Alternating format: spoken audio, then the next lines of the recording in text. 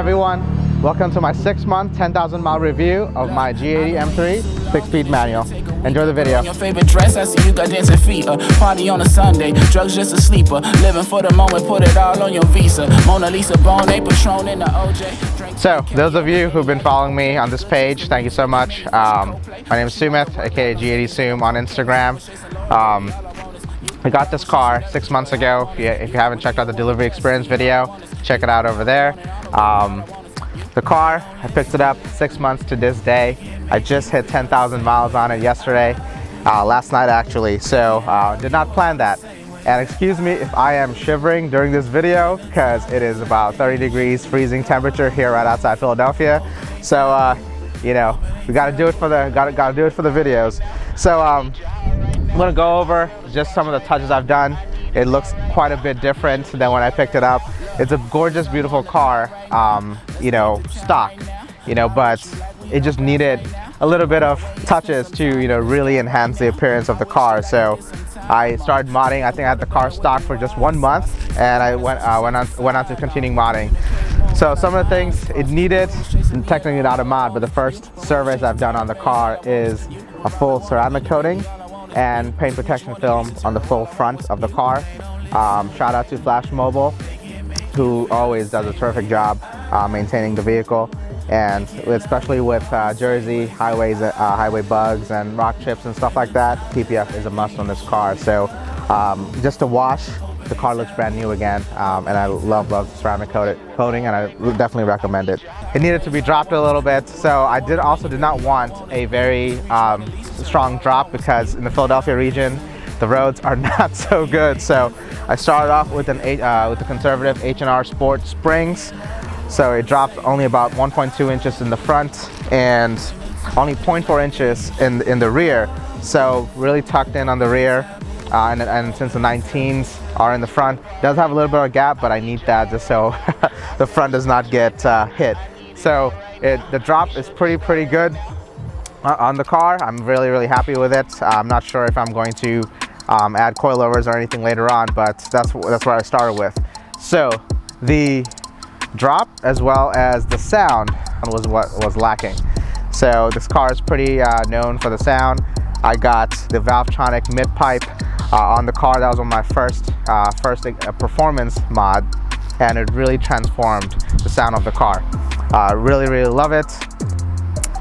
Sound was, you know, it was okay for a stock car, but it just needed that oomph. And then that's the mid pipe. The single mid pipe on the car is what I recommend. It keeps the deep tone of the car and, you know, less rasp. Moving forward, after the exhaust mods, I went on to, you know, focusing a little bit on the exterior, more of the exterior mods. So R44 Performance here, I had to go with the spoiler. So it did have a little lip spoiler stock, but wanted to go a little bit more aggressive, add some carbone onto the car. So added the spoiler there. Since I did not get the exterior package, carbon exterior package, I figured, you know what, I'm gonna add my own carbon to it. So after the spoiler, you know, I wanted to really complete the front end of the car. You know, the controversial grille, I loved it in person. You know, it looks fantastic. However, this bottom part here, I felt like was lacking. And you know, R44 Performance, one of the first to do development on these cars. I went ahead and got the front splitters as well as the carbon ducts. It had the original mesh type grille. I did not have, like I said, I did not have the carbon exterior package. So it really opens up, you know, the look of the car from the front. It gets so many compliments now on the front, even at meets, even on people who hated the grille at first. It really transformed the look of the front. So along with those, actually, it's hard to tell, but I have a green strip of paint on the front lip as well. So in the sunlight, you can really see it. Add a little bit of has a color matching paint, a little bit of my personal touch. Along with that, the carbon exterior side skirts. So as you can see here, I did something very similar. So carbon exterior side skirts along with Isle of Man green color matching paint with it as well. So carbon It matches the carbon roof of the car. So overall, I'm really happy with the car. We can never have too much carbon. I think I'm gonna add more moving forward. So besides the exterior mods, I went into some engine mods as well. I'm gonna pop the hood.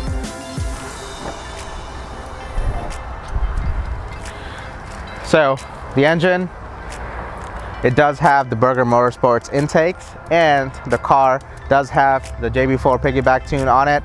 It just needed that little bit of extra sauce on there to really open up the car. So with the sound from the engine as well as the performance from the tune, it really opened up the car. I do also have, one thing I forgot to mention, I do have the catless downpipe as well.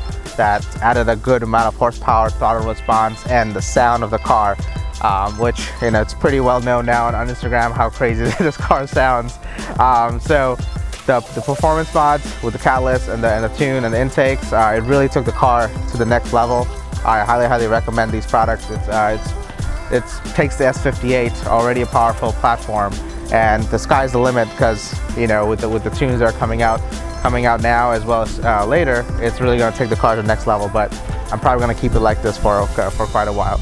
I do want to mention, since it is now winter in, you know, and it's really cold in the Northeast, so I did switch over from the Pirelli's summer tires to Michelin AS4s. We don't get that much snow here, so I figured, you know, we're okay with all season so far. Still no snow so far. So I went a little bit taller in the rear for the tire, so it gets a little bit more extra grip. So I really love the AS4s. I had the AS3s on my last 340, so I did change tires. And the last mod I just added onto the car, we have the Blackview dash cam. You know, so I mentioned earlier I do have the parking assistance package. However, the drive recorder feature of that car does not continuously recording, you know. So I was like, what is the point of that? You know, only during an accident and stuff. So I went ahead and got the dash view, continuously recording the car, front and rear. You know, I love that as well. So, you know, those are the mods on the car, and I do have a couple of mods up my sleeve, so I don't want to reveal them yet. So I'm excited for that, and you know, it'll be revealed in the next month or two. So stay tuned.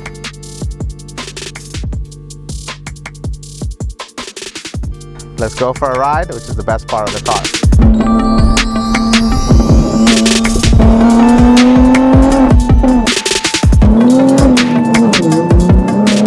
So one of the questions I get quite a lot is how loud is the car during regular driving? And I tell everyone, the valve control works fantastic in this car. Right now we are in my M1 mode, which is efficient mode. Valves are closed. Everything else is in sporty settings, such as suspension and steering and things like that, and brakes. But right now I'm driving with the valves closed, and, you know, the exhaust, it's a mid-pipe, you know, with no resonators, no secondary resonators. There's no, you know, primary cats. So it's a catless all the way through. So the car is supposed to be very loud, but the valve control really keeps it perfect for daily driving. So you know, you can see I'm a little bit throttled here. Cool thing about the efficient mode, I can hear the intake noise a lot more. So spool, the little blow off sound, you know, it's a lot more prominent in this mode. The exhaust takes a little bit of a backseat to the engine.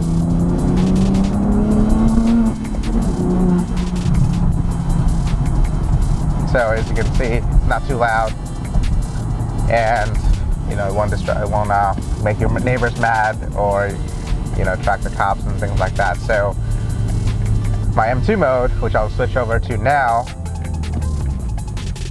is with everything, all the exhaust open, so it's much more louder, a lot more variables, and you know, throttle response really kicks in. So all in all, the engine's a lot more responsive, the car's a lot more responsive to you, the noise. So this is the fun mode / racing mode, whatever you want to call it. So the car has more than 2 modes. You know, those are the 2 primary ones I use.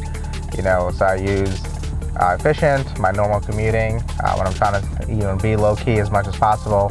Then we have sport mode. I don't use that too much. That's like the middle of the road. So me, I'm 50% calm and collected commuting, and 50% all the way. So I have no in between. So I'm either driving this car pretty chill, or I am driving this car and just having a fun time. So right now it's in Sport Plus mode.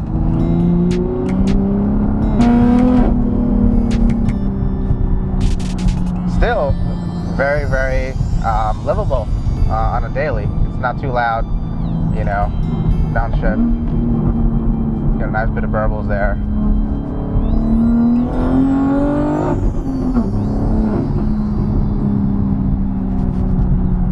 A lot more fun, for everyday usage. But obviously it affects your gas mileage quite a bit. But when you have an M3, gas mileage is not your main concern. So it's a lot of fun.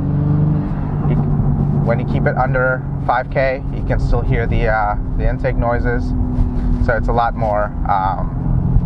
You'll get a little bit of both. You'll get the burbles, you get a little bit of intake, but once you're kicking it in high RPM, it's a lot louder. So all in all, I love both modes. I know a lot of people don't use efficient mode at all, but you'll be surprised. This is a trick. The efficient mode actually dynos higher, as well as even on the road, it gets you a little bit more speed. You'll be surprised. The auto response is lacking compared to sport mode, but in efficient mode, don't think the car is slower. So that's a little bit of a veteran tip for the G80 fam. My favorite feature of the car, besides everything else, is the manual transmission. And I talked about my love for the manual quite a bit in my last F30 review, but I'm so glad that this M3 does have this. People think, oh yeah, it's just it's outdated and whatnot, but this car is a proper manual transmission car where you can still run a lot of power. So speaking of power, the car, with the mid pipe, the catless downpipe, the JB4, without the intakes, has dynoed to 660 wheel horsepower and 652 pound-feet of torque. There has been no slippage at all on the transmission. So it is, I don't have, that's on ethanol E35 mix. I don't do that daily. So on daily, I run a 93 map. So daily outside, I'm pushing about 525 to 550, probably 550 to the wheels. And then once I have ethanol in there, it's pushing about another 100 wheel. So it's been really, really super reliable, 10K miles, no clutch slippage, knock on wood. And it's a proper, they beefed up the transmission compared to the F8X generation. I've talked about it quite a bit, on my post online. So it's been handling it really well. So far, not a single issue, while it being really highly tuned. So if you have a manual transmission, don't be afraid. It makes it a lot more fun. And on top of that, when you're beating automatics on the street or on the track, you just have that much more bragging rights. So it's a lot of fun.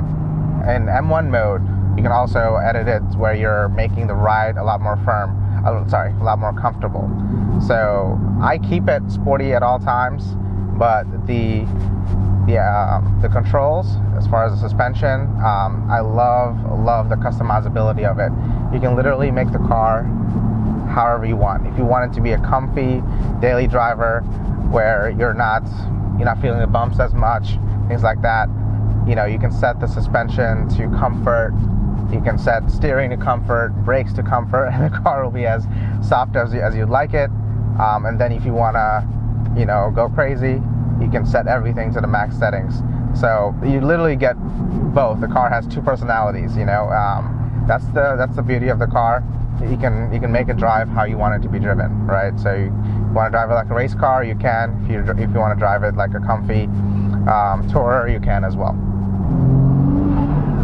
I was just speaking about the suspension as far as being in comfort mode, but when it's in Sport Plus mode, Like literally, the car is the most stable car I've ever driven. Now, this is my first M car that I've actually owned, but I've driven pretty much almost every M3 generation, actually except the E30 M3, and it is the best handling M3 that's ever been out. And I think that was expected. A lot of people talk about the grill and stuff like that, but as far as the handling capability, like, it is so stable. And I haven't done a full track day yet, but I have done some road racing. I've driven it spiritedly, and it is very, very stable. It's planted to the ground more than any other car. The power delivery is very linear, and it is super, super smooth. So if you're gonna take this, you know, like I said, that's why it's like a Jekyll and Hyde. You can really drive it very, very comfortable, or you can go crazy while keeping the car planted on the ground. So from the power to the comfort, you know, through, you know, racing and, you know, doing all kinds of fun stuff on the road, you know, carving out mountain roads and carving up, you know, curves and stuff like that. It'll do it all for you. So all in all, I can say this is the best driver's car that I've driven, while you're getting the technology and, you know, 2021 stuff, features, and, you know, things like that on the car. So bringing back to my last review, does the 340i give you more bang for your buck? Well, after, you know, stock for stock versus my you know, CPO or not pre-owned 340i, you know, yes, I would still say that has better value. But new BMW M340i versus this, after the modifications, the verdict is by far it's not even close. Once you add the modifications, you know, that I put in this car, there's been no competition. I've driven the M340i, and it's a fantastic car. But as far as the M3 is just on another level. It's from the suspension to the way the car pulls, the way the car feels. You're always in control, and you're never afraid of the road and what can happen. I mean, obviously, if you're a responsible driver. So, all in all, a verdict: best car for the money, best overall car for the money. I gotta give it to this car. It has a very, very few weaknesses in terms of what it's got, and not just being biased, because I did say my 340i was the better value. But right now, I can say best overall car for the money. I know the MSRP and the market right now is crazy, but in the 80K range, I don't think you'll be finding anything that offers you what the M3 does.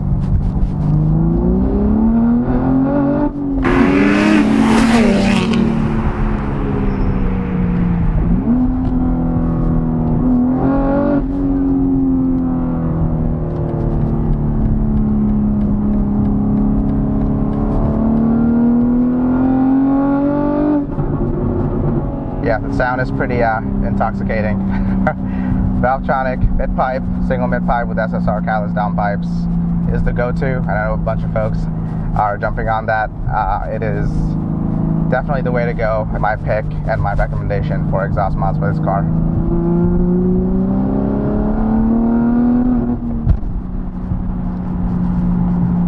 If only we can fix these Jersey roads.